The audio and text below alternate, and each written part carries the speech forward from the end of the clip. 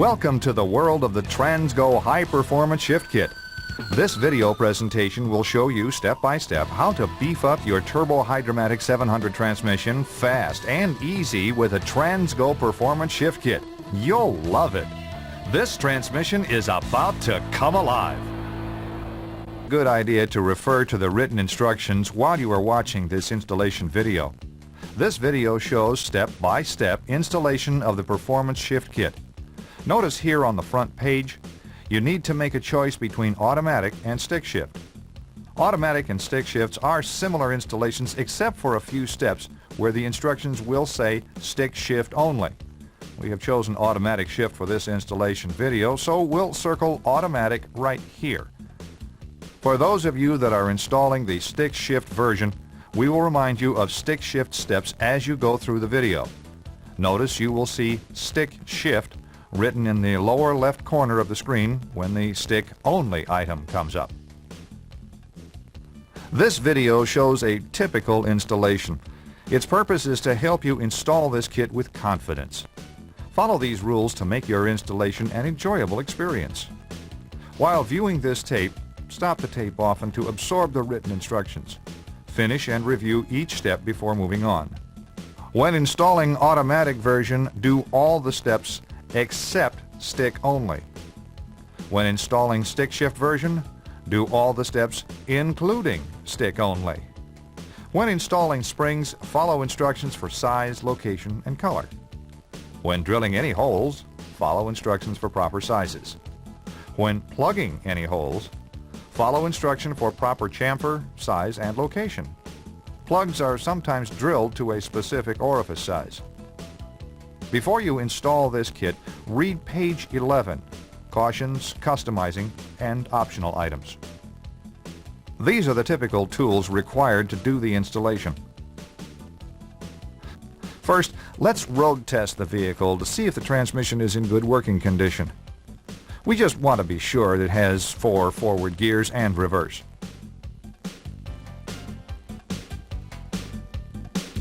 Place the shift lever in the D or third position, not the OD position. Push the gas pedal to about a quarter throttle. Feel the 1, 2, and 2, 3 upshifts. Then, at 45 to 50 miles an hour, move the lever to the overdrive position to feel 4th. This will tell us if the valve body is working normally. Then try some upshifts at 3/4 throttle to see if the clutches and band are in normal condition. They're holding okay.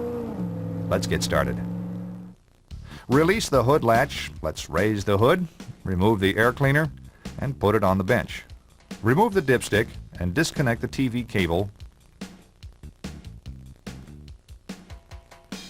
like this.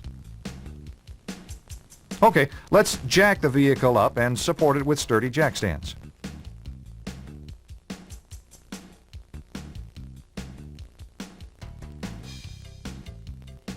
Before we go under the car, let's gather the required tools. We'll need an 8, 10, and 13 millimeter socket, speed handle, long screwdriver, small screwdriver, snap ring pliers, needle nose pliers, water pump pliers, 1/4 inch punch, drain pan, and some wiping rags. Let's make sure you have the transmission that this kit fits. Notice the pan is large, rectangular, and has 16 pan bolts. Look here on the driver's side. Toward the rear, we have the governor cover. Now, toward the front, there's a vertical electrical connector, shift linkage, and a line pressure tap. This is the right transmission. Let's get going. Place a drain pan under the transmission, favoring toward the front. The transmission pan is held on with 16 bolts. If your pan bolts are hidden or too close to the crossmember here in the rear, you may need to remove the bottom rear mount bolt or bolts to gain access to the rear pan bolts. Pry up on the transmission and insert a socket between the frame and the mount. Now you can get to the bolts. With a 13 millimeter socket and a speed wrench, remove all the oil pan bolts except for one toward the rear here. Then loosen the last bolt slowly and let the oil run over the front edge of the pan. Lower the pan and lay it aside. Now let's remove the filter. If the transmission oil is still hot, protect your hands with a rag. While pulling down, slightly twist left and right until it frees up enough to be removed. Have a drain pan in position to catch the fluid that will run out of the filter and valve body. Place the filter in the transmission pan. Make sure to remove the O-ring or filter seal from the transmission case here if it doesn't come out with a filter. The transmission we are working on has an auxiliary valve body located behind the regular valve body, here. Yours may look like this, with just a plate. The kit will work with either style. Follow the instructions carefully. This pipe needs to be removed. Use a 10mm socket to remove this bolt and bracket at the front. This one here. And this small one at the rear. Now use a long screwdriver to pry down on the tube carefully. First this front end of the pipe, then the rear, until it is free. Lay it in the pan. Before removing the wiring, let's make a simple drawing showing how the wires are connected to the switches and the solenoid. Okay. Now let's remove the wiring and this solenoid. First, remove this center bolt with the big washer. Unplug the wires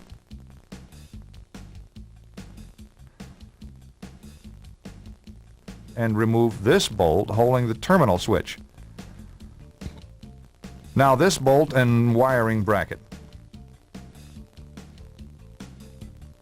Finally, these two bolts at the solenoid.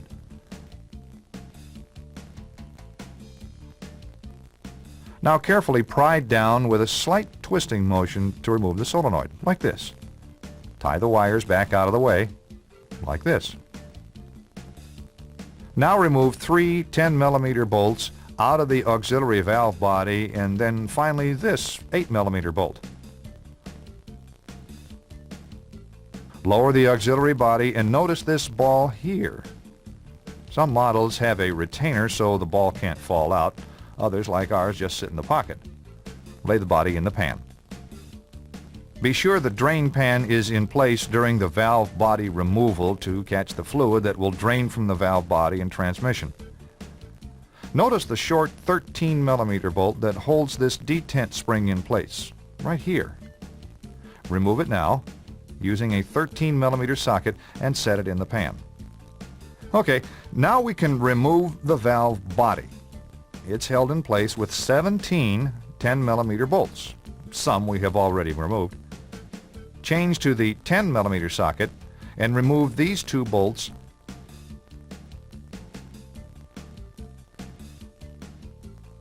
and unhook the TV linkage and wire. Set them in the pan. Now remove all the remaining valve body bolts except this one here at the rear. Now loosen this bolt slowly while lowering the valve body.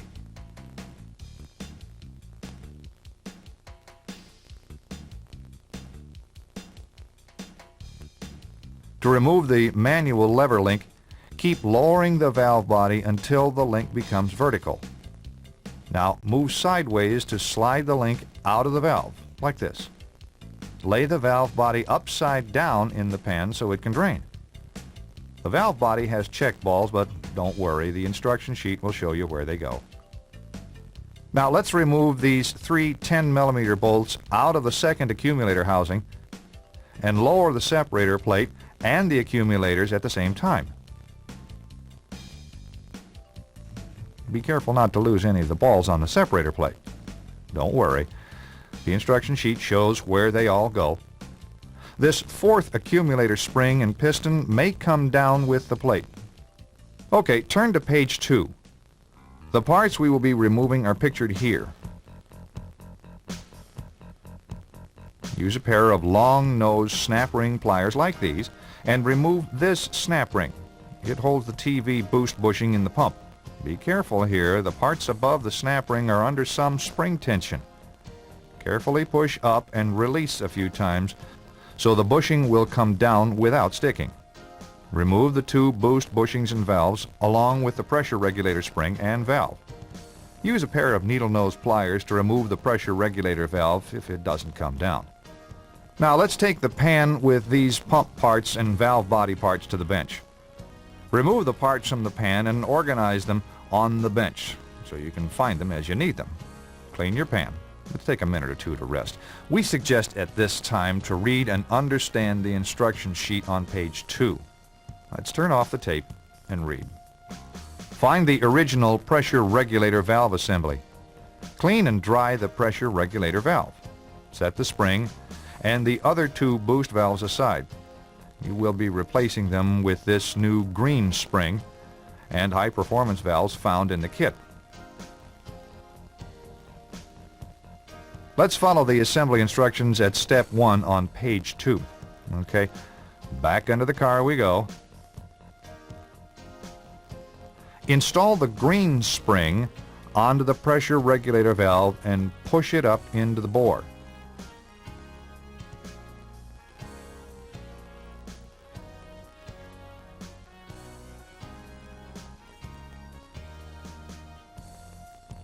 Then this new intermediate reverse boost valve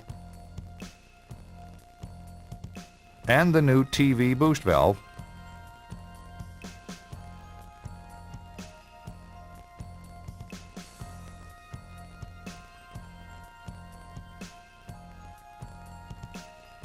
Finally, the snap ring. Use a screwdriver to hold the assembly in place while using the snap ring pliers to install the snap ring. Push it up and release a few times, checking that the snap ring is seated in the groove. Double check. Like this. Yeah, that's great. If you have trouble with the snap ring and just don't have enough hands, get a buddy with a long, thin screwdriver to help you. Turn to page 3 and identify the type of valve body that you will be working on. Question: is it first or second type? If the valve body has holes A and B, it is a first type. Look, our valve body has only hole A. That's right, it's second type. With a marker, circle it is second type valve body. For this installation, we will follow the instructions where it says second type VB. Therefore, do as it says. Do not plug any hole. Now let's go to the next page.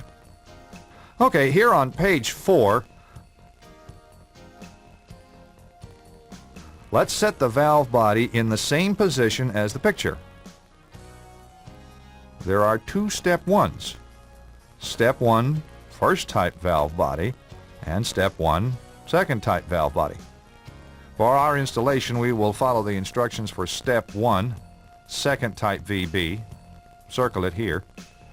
With a center punch, make a dink about 1/8 of an inch down from the top of this partition, here. Now, following the instructions, drill a pilot hole through the partition and then enlarge it with the proper size drill bit. That's it. Step 2 on this page is for stick only. Notice the stick shift sign at the lower left corner of the screen. Let's go to page 5. Look at the top of the page. We will be removing the TV valve train and installing the parts as shown in A, B, C, and D. First, let's start by removing this roll pin. Use the roll pin extractor from the kit. Read this small paper on how to grind the extractor to fit the roll pin. It says to grind a taper like this. The instruction sheet also shows how the tool extracts the roll pin. It works like this. Enter the tapered end of the tool into the pin and wedge it into the bore. Now turn clockwise while pulling slightly upward until it comes out. Now pull the TV plunger outward. The bushing will come out with it. If needed, use a rag and a pair of pliers and grab the plunger like this. And use inertia to remove the plunger, bushing, and spring. If you make a burr on the plunger, remove it with a small file. The plunger must slide freely in the bushing. Before we go any further, look here on the end of the plunger. If the plunger has a number 93, stop. Valve bodies with a number 93 plunger were only first-type valve bodies originally used on some 4-cylinder and inline 6-cylinder applications and are not suitable for performance modifications. Yet another valve body that has no number or a number 94 on the end of the plunger. Don't let this scare you. There were very few of these made. Look, our plunger has a 94 on the end, so we will use the new TV valve and parts furnished. Use the roll pin extractor again and remove this roll pin here.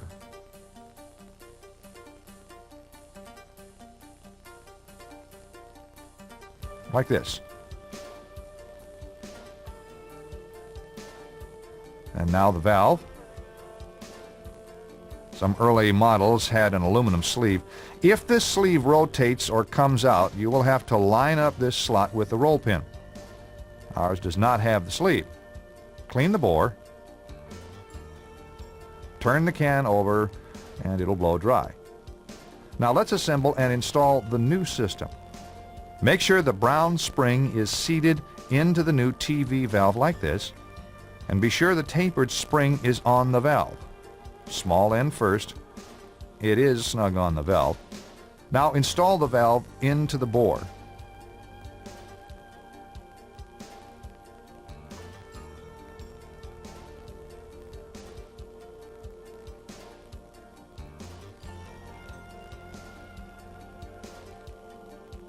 And then the roll pin.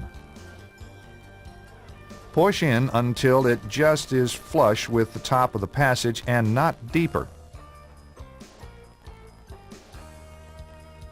Looks good. Stand this red spring and the original TV spring on end on the bench, like this. We will install whichever spring is tallest. The original one is tallest. Now insert this plunger into the bushing and with a little Vaseline, stick the aluminum shim here.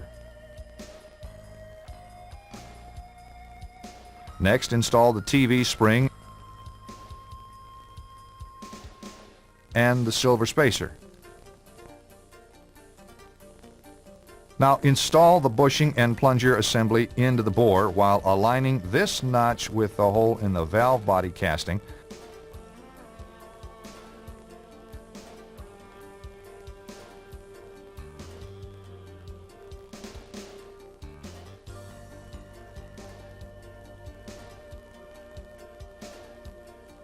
And install the roll pin.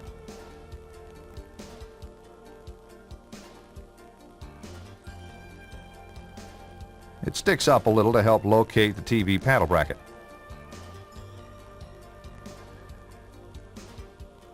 Let's work the plunger and look down at the TV valve and see if it's free.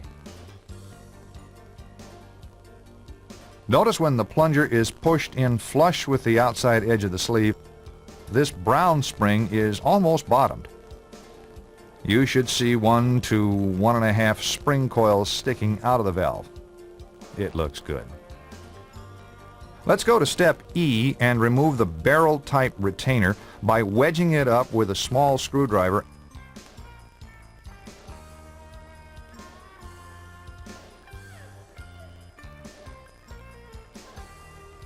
And then removing the plug.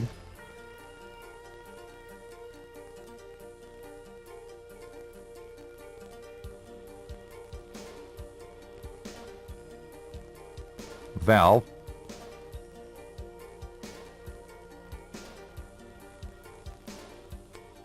and finally the spring. Clean and dry the bore.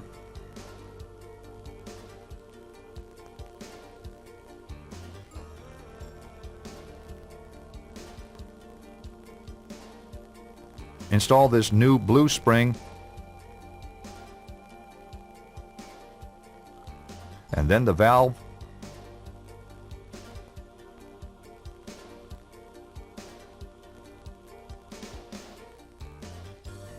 plug,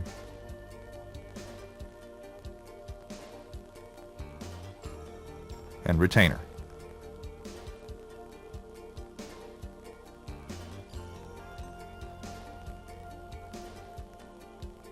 Now let's go to step F, the 3-2 control valve.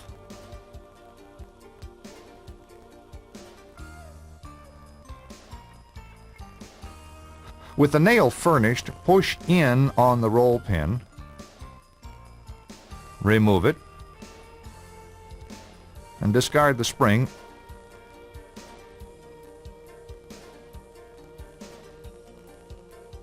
And the valve,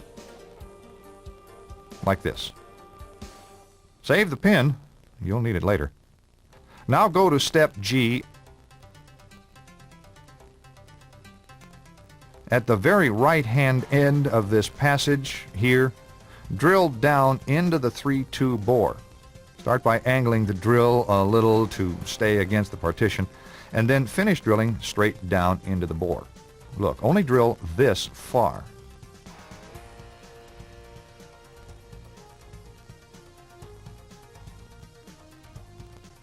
Now we will move 2 passages to the left to this rectangular passage. At step H, read the instruction and be sure you have the proper drill bit. Place the drill bit straight down into the passage here, and then drill through the bottom of the valve body like this.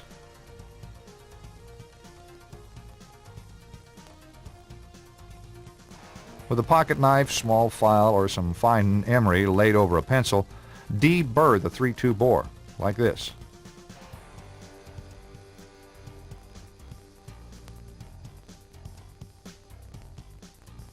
Now, clean and dry the bore.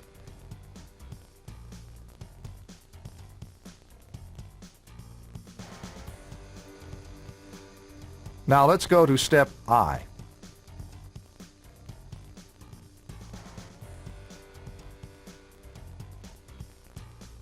Find the 2 new low valves, plugs, and springs. Select the size plug and valve that fits the bore.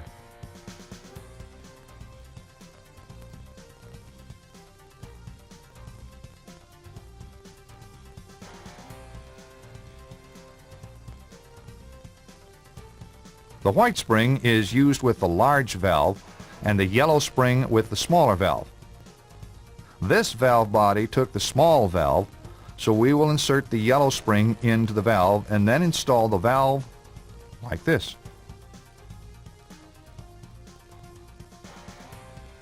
Make sure the valve moves freely. If it doesn't, deburr the hole again.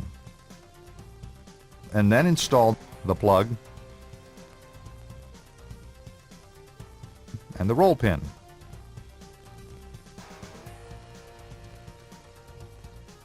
Like this. Step J applies to first type valve bodies only. Since ours is a second type, we won't do anything. Clean and dry the entire valve body.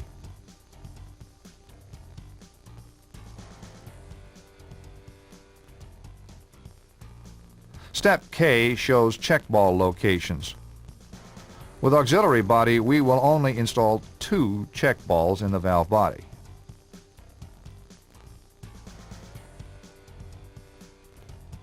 Here and here. That's it for the valve body. Set it aside for now.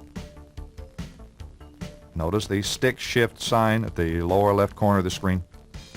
Let's turn to page 6. It shows a picture of the separator plate. This installation is second type.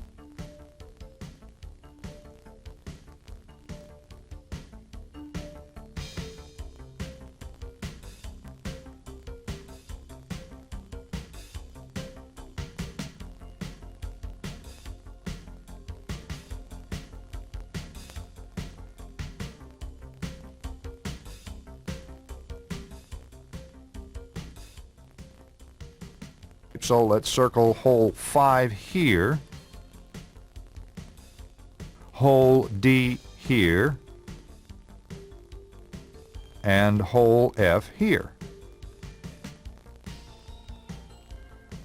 Our plate does not have hole 4, so we will only have 3 holes to plug. Turn a large drill by hand on these holes on both sides of the plate to put a small chamfer on them.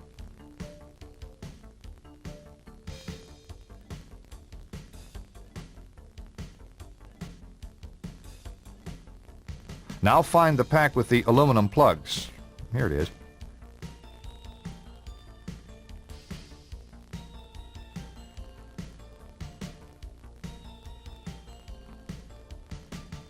Place the separator plate on a cement floor. Insert the proper plug into the hole and hit it smartly 3 or 4 times with an 8-ounce hammer like this. Do all 3 of them.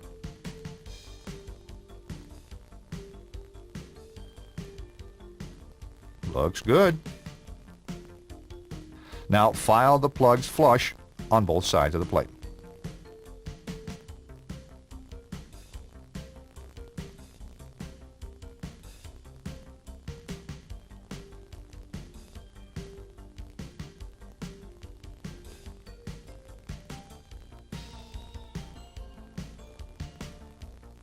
Page 7 shows the holes to be drilled. Let's circle the holes we are going to drill, which are B here, G here,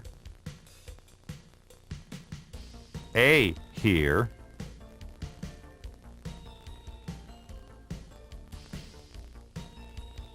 C here, E here. For our second type valve body,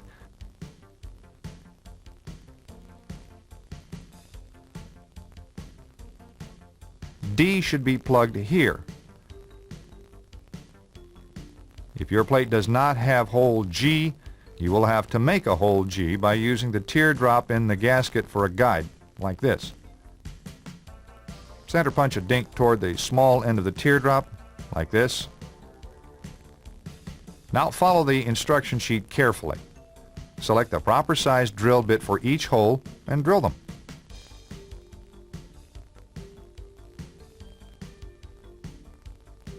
If hole B is already bigger than the suggested drill size, don't worry about it.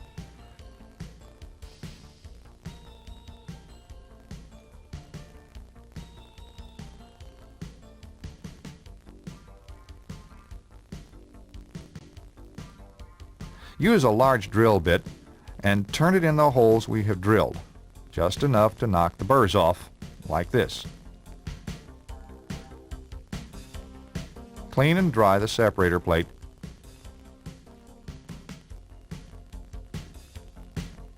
And lay it aside. Notice the stick shift sign at the lower left corner of the screen. To make sure we get the gaskets installed correctly, let's set the valve body on the bench in this position. For our installation, we should have 2 check balls in the valve body, here and here. Locate the 2 valve body gaskets. They should be in the box. Set the separator plate on the valve body like this. Use a small amount of transmission fluid and oil the separator plate. Find the gasket with the letter C cut in it here. Lay it on the separator plate. Now turn the plate and gasket over it like this and oil this side. The other gasket should have a VB cut in it here. Lay the VB gasket in place like this. Now turn the plate with both gaskets over again and position it correctly on the valve body. Page 8 shows us where the check balls are to be installed. For our installation, we will use 4 check balls on the plate. Following the instructions, let's put some Vaseline on the check ball locations. Here, here, here, and here, and install the 4 balls. 1, 2, 3, 4. Carefully set this assembly aside for now. We'll install it later. Notice the stick shift sign at the lower left corner of the screen. We need to go back under the car again. Let's take the pan with us to catch the parts we are going to remove. Find the second servo piston cover. Look, here it is right here. While prying in on the cover, use the small screwdriver to remove the snap ring. Look, pry it out here. Ah, there it comes. This piston has some spring tension on it, and the cover will move outward some. You can see the edge of the O-ring keeping the cover from coming out. At this slot in the case, we can get hold of the O-ring using our ice pick or scribe. Now pull downward while turning the cover with a pair of pliers. Pull on the O-ring until the cover comes out easily. Now remove the entire assembly. You may need to remove it one piece at a time. Put the parts in the pan. Take the parts to the bench. We will need to disassemble this component. Remove this E-clip here and take it apart.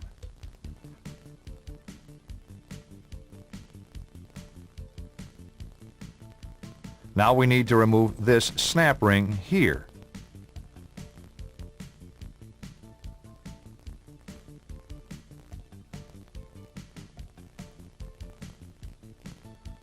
The retainer and the cushion spring. Let's discard this snap ring, this cushion spring, and the old second piston and the housing. Clean the rest of the parts and dry. Install the steel retainer on the pin. It goes like this. Then install 3 thin and 3 thick washers. Now find the new second piston and housing furnished. Make sure this small sealing ring is in place. Install the large sealing ring on the second piston. Use a little Vaseline to keep it in the groove and to hold the ends together.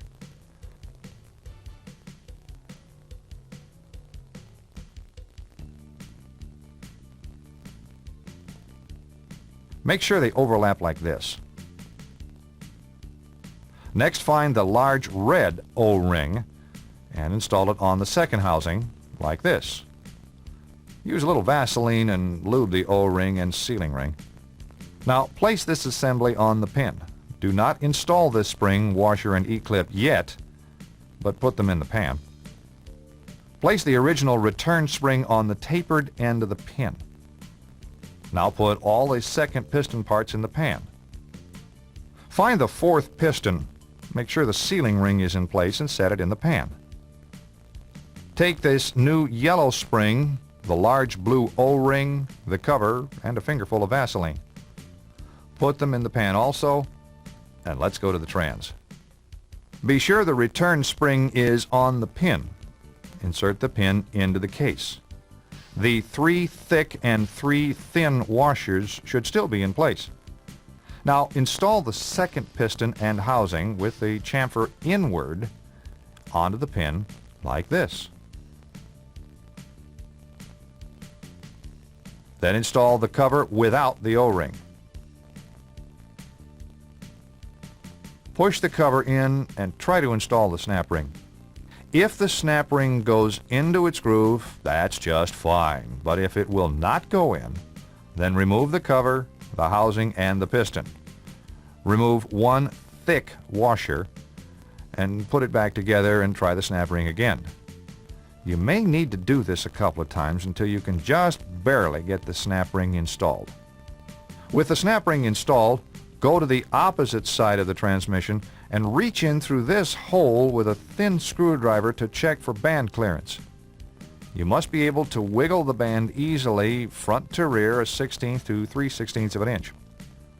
The drum will move some, so be sure the band is moving back and forth on the drum. If it seems too snug, remove another thin washer. If it seems too loose, just slops around, add a washer. Ours looks good right now. Remove the snap ring and cover.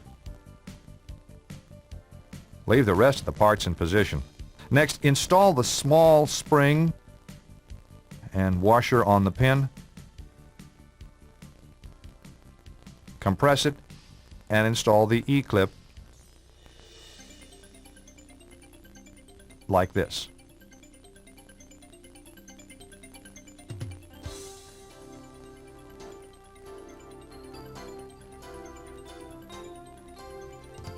Now, slip the fourth piston onto the pin with the knob outward. Then the new yellow spring. Now install the blue O-ring on the cover and lube it with the Vaseline. Place the cover in the bore, push the cover in, and install the snap ring like this. Recheck the band for clearance. Looks good. Let's go back to the bench. Great. We're getting closer to the finish.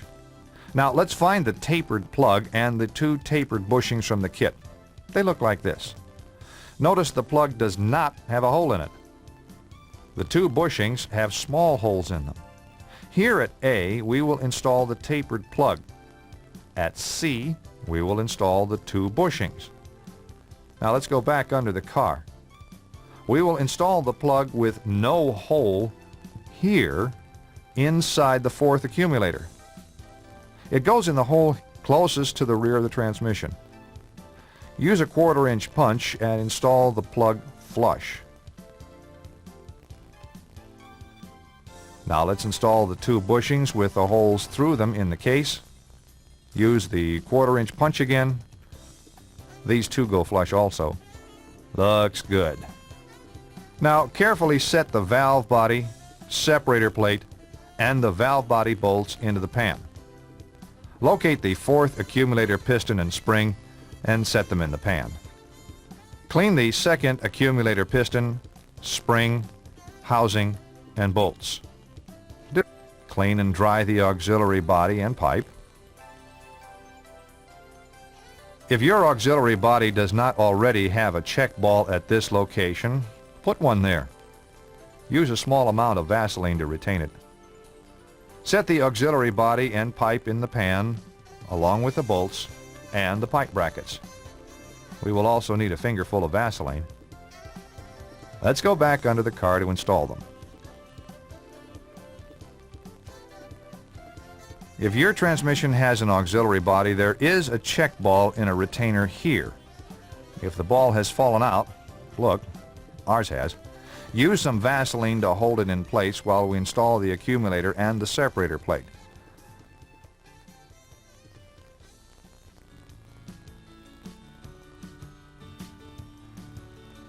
Assemble the fourth accumulator like this. Piston first. Make sure the tabs are down.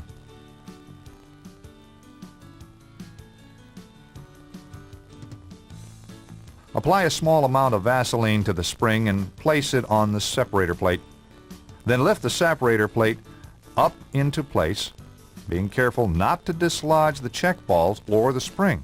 Use a short bolt from the solenoid to hold things up while we align the separator plate and gaskets and install the Z bolts here and here. Be sure to line up all the holes. Now install the second accumulator assembly and tighten the bolts evenly. Looks good. We can install the valve body at this time, but first remove the Z bolts and the short bolt.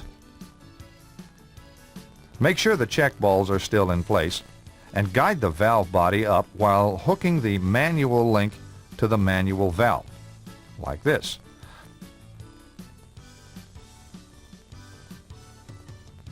Push the valve body up into place while installing the valve body bolt here toward the center, hand tight. Now install the two Z bolts here and here. Then install the rest of the valve body bolts and tighten them evenly. Now install the auxiliary body.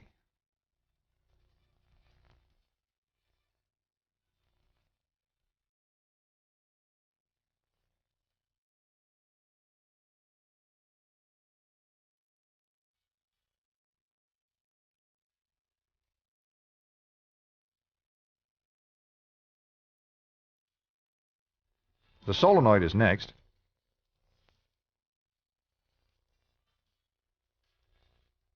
It's held in place with two short bolts. Looks good.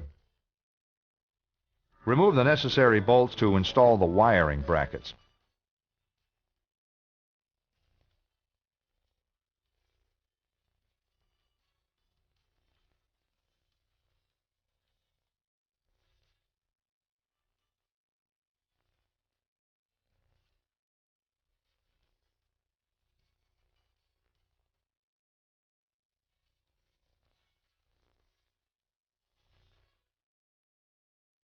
Now reconnect the wires.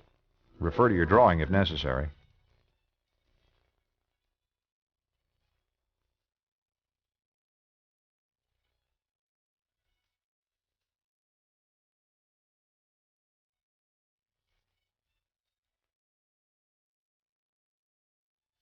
Install the auxiliary body tube next. Front goes in here, and the rear goes here. Carefully tap it into place. Install the retainer here at the rear. Remove the two bolts where the pipe brackets go and install the brackets.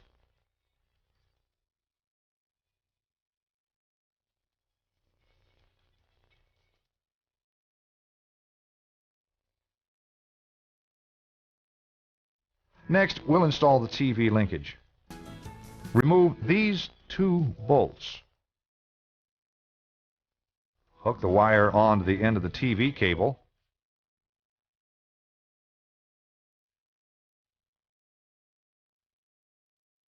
And then onto the linkage like this.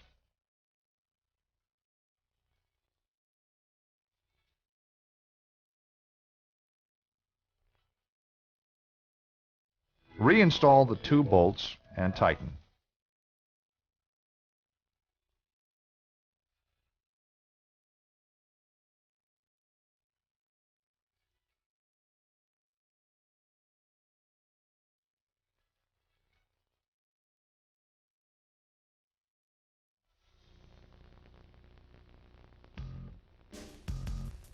Oops, almost forgot the detent spring and bolt.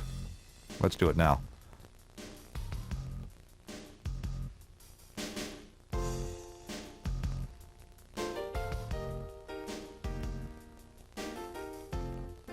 Now recheck all the valve body, auxiliary body, and accumulator bolts. Make sure they are all tightened evenly. If you have any doubts about your work up to this point, double check it now. Let's go topside and hook up the TV cable.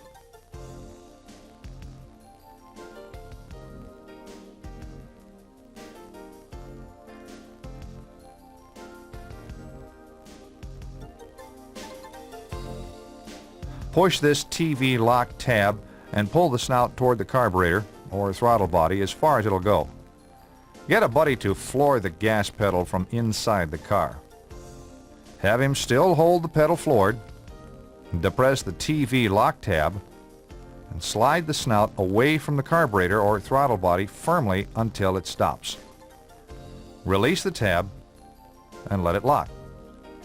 This is maximum TV. While the gas pedal is being held to the floor, go back under the car to see if the TV plunger is fully depressed. This lever will be against the bushing right here. Looks great. Let's make a hacksaw mark or a knife mark here so we will have a reference point for the TV adjustment.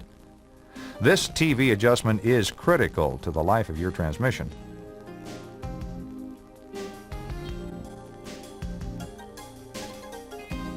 Push this TV lock tab and pull the snout toward the carburetor or throttle body as far as it'll go. Get a buddy to floor the gas pedal from inside the car. Check here to see if the throttle arm is bottomed against its stop. If it's okay, don't worry about it. Look, ours doesn't bottom against the stop, so the throttle cable bracket needs to be bent until it does. While your buddy is holding the pedal floored, you can bend this throttle cable bracket away from the throttle arm until the arm bottoms solidly against its stop. Have him still hold the pedal floored. Depress the TV lock tab and slide the snout away from the carburetor or throttle body firmly until it stops. Release the tab and let it lock. This is maximum TV. While the gas pedal is being held to the floor, go back under the car to see if the TV plunger is fully depressed. This lever will be against the bushing right here. Looks great. Let's make a hacksaw mark or a knife mark here so we will have a reference point for the TV adjustment. This TV adjustment is critical to the life of your transmission. Check the new filter in this area for any cracks. If it's okay, lube the seal and install the filter. Place the pan gasket on the pan and lift the pan into place while starting one bolt at the front and one at the rear like this. Finish starting all the bolts in a few turns.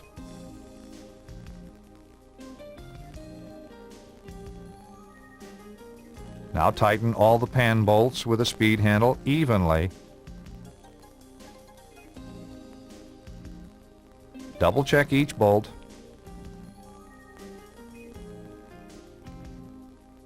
Lower the tail of the transmission and install the mount bolt.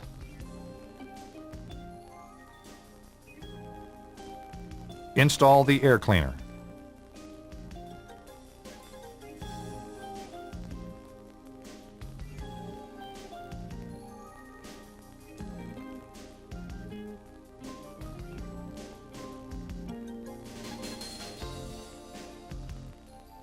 Add 6 quarts of fluid and start the engine. Now immediately add 2 more quarts.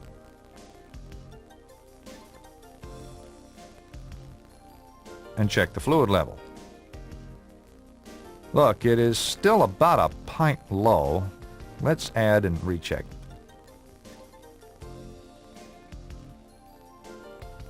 There we go. It is still a little below full. After it warms up, we'll check it again. While the vehicle is still in the air, hold the brake and run through the gears from park to reverse,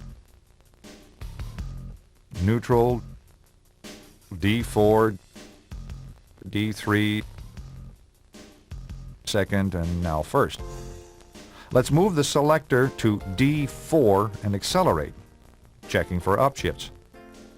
As it shifts, watch the speedometer change speeds. There's 1-2 shift, the 2-3 shift, and finally the 3-4 shift. Okay, we can lower the car. Double check the fluid level. It's right here, just below the full mark. Let's road test the vehicle and check its new performance. Start with some light throttle upshifts and feel for the 1-2, the 2-3, and the 3-4 shift. This will tell us if the valve body is working normally. Do we have good, quick, crisp shifts with no delays? Now try some upshifts at 3/4 throttle to feel how the shifts get firmer with throttle. This one is really great. Let's go have some fun. Yes, this transmission has come alive.